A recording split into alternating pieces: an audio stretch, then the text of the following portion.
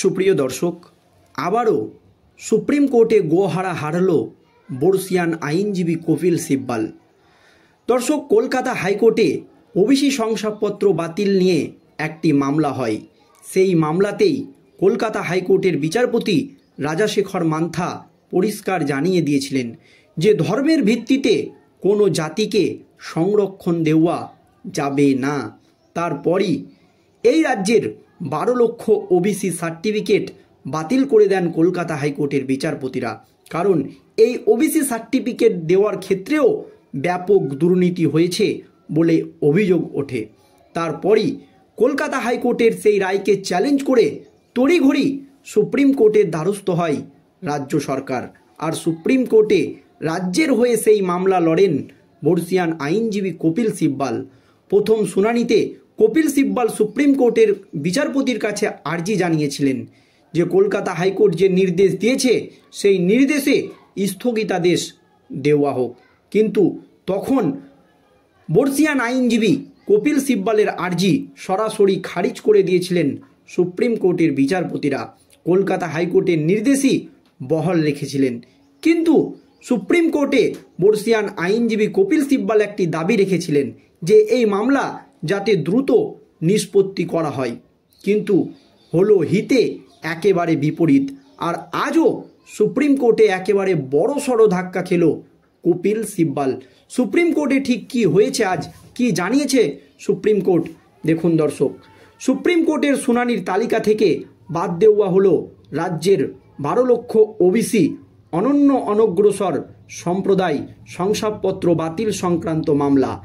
মঙ্গলবার ওই মামলার শুনানি হওয়ার কথা ছিল, সেই মতো শুনানির তালিকায় ছিল মামলাটি। সোমবার অতিরিক্ত তালিকা প্রকাশ করে সুপ্রিম কোর্ট জানায় ওই মামলাটি তালিকা থেকে মুছে দেওয়া হলো। তবে নির্দিষ্ট কোনো কারণ শীর্ষ আদালতের তরফে জানানো হয়নি। সূত্রের খবর, মার্চ মাসে মামলার শুনানি হতে পারে।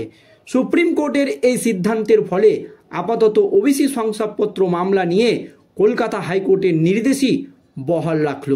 যদিও কলকাতা হাইকোর্টের নির্দেশে স্থগিতাদেশের আর্জি জানিয়েছিলেন কপিল সিব্বল, কিন্তু তার আর্জি সরাসরি খারিজ করে দিয়েছে সুপ্রিম কোর্ট।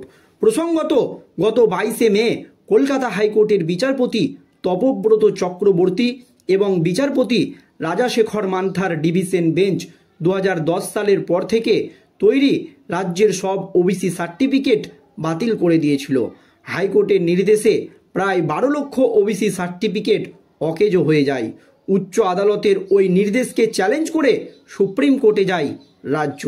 হাইকোর্টের ওই রায়কে চ্যালেঞ্জ করে অনগ্রসর শ্রেণী কল্যাণের দপ্তরও সুপ্রিম কোর্টের হাজির হয়।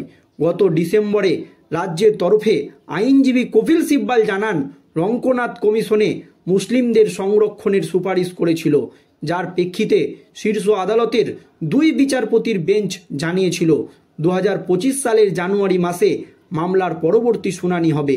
তবে আদালতের পর্যবেক্ষণ ছিল শুধুমাত্র ধর্মের ভিত্তিতে কারো সংরক্ষণ পাওয়া উচিত নয়। এরপরই জানুয়ারিতেও মামলার শুনানি পিছিয়ে গিয়েছিল শীর্ষ আদালতে। কিন্তু সুপ্রিম কোর্ট একটি কথা জানিয়েছিল যে ধর্মের ভিত্তিতে কারো সংরক্ষণ পাওয়া উচিত নয়। আর রাজ্য সরকারের বিরুদ্ধে এই তোষণের যে রাজনীতি, সেটা কিন্তু বরাবরই তোলে এই রাজ্যের বিরোধী দলগুলো। আর সুপ্রিম কোর্টও কিন্তু ইঙ্গিত দিয়ে রেখেছে যে শুধুমাত্র ধর্মের ভিত্তিতেই কারো সংরক্ষণ পাওয়া উচিত নয়।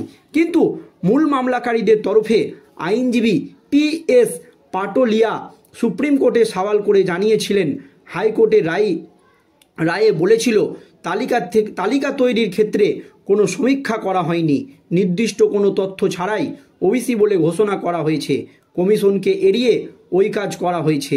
রাজ্যের তরফে হাইকোর্টের রায়ের ওপর স্থগিতাদেশ চাওয়া হলেও সুপ্রিম কোর্ট সেই আবেদন খারিজ করে দিয়েছিল। মূল মামলাটি বিচারাধীন থাকলেও ওবিসি শংসাপত্রের বিষয়ে গত 6ই জানুয়ারি দায়ের হওয়া একটি মামলা খারিজ করে দিয়েছিল সুপ্রিম কোর্ট। গত 31শে জানুয়ারি ওই মামলায় বিচারপতি BR গভাই এবং বিচারপতি আগাস্টিন জর্জ মসিহের বেঞ্চ জানায় ওবিসি শংসাপত্র বাতিল নিয়ে কলকাতা হাইকোর্ট যে রায় দিয়েছে তাতে হস্তক্ষেপ করা হবে না। এই অবস্থায় ওবিসি শংসাপত্র মামলায় রাজ্যের আবেদনের মূল মামলার ভবিষ্যৎ কী হবে তা নিয়ে সংশয় তৈরি হয়েছিল অনেকের মনেই। মামলাটি নিয়ে আইনজীবী মহলে দুই রকম মত উঠে আসছে। আইনজীবীদের এক পক্ষের মতে ওই সংক্রান্ত অন্য আবেদন খারিজ হয়ে গিয়েছিল সুপ্রিম কোর্টে, অর্থাৎ কলকাতা হাইকোর্টের নির্দেশই বহাল রেখেছে সুপ্রিম কোর্টের বিচারপতিরা, ফলে মূল মামলাটিও খারিজ হয়ে যেতে পারে। মানে রাজ্য সরকার যে আবেদনটি নিয়ে সুপ্রিম কোর্টের দ্বারস্থ হয়েছে, কপিল সিব্বল যে আর্জি জানিয়েছে, সেই মামলাটিও খারিজ হয়ে যেতে পারে, এমনই মত বিশিষ্ট আইনজীবীদের। তা না হলে ওই আবেদনটি মূল মামলার সঙ্গে যুক্ত করার নির্দেশ দিত সুপ্রিম কোর্ট। যেমন এসএসসির 26,000 চাকরি বাতিল সংক্রান্ত মামলায় একাধিক আবেদন খারিজ না করে মূল মামলার সঙ্গে যুক্ত করেছে সুপ্রিম কোর্ট। আবার অন্য পক্ষের আইনজীবীদের মতে যে আবেদনটি খারিজ হয়েছে তাতে বিবাদী পক্ষের কেউই উপস্থিত ছিলেন না। মূল মামলা যে খারিজ এমন কোনো নির্দেশ দেয়নি সুপ্রিম কোর্ট। মূল মামলার শুনানিতে অনেকখানি সময় এগিয়ে গিয়েছে। সব পক্ষের আইনজীবীরা একে একে সওয়াল করেছেন, মাঝখানে মামলা খারিজ এটি ধরে নেওয়া মুশকিল। তবে সুপ্রিম কোর্টে বর্ষিয়ান আইনজীবী কপিল সিব্বল জোরালো সওয়াল করেছিলেন যে কলকাতা হাইকোর্ট যে নির্দেশ দিয়েছে সেই নির্দেশে স্থগিতাদেশ দেওয়া হোক, কিন্তু কপিল সিব্বলের আর্জি সরাসরি খারিজ করে দিয়েছে সুপ্রিম কোর্ট। সুপ্রিম কোর্ট পরিষ্কার জানিয়ে দিয়েছে শুধুমাত্র ধর্মের ভিত্তিতে কারো সংরক্ষণ নয়। আর রাজ্য সরকারের বিরুদ্ধে বা রাজ্যের শাসক দল তৃণমূল কংগ্রেসের বিরুদ্ধে বরাবরই এই রাজ্যের বিরোধী দলগুলো তোষণের রাজনীতির অভিযোগ তোলে, একটি বিশেষ সম্প্রদায়কে মানে ওপরের দিকে রাখার চেষ্টা করে, এমনই কিন্তু অভিযোগ বরাবরই তুলে বিরোধী দলগুলো।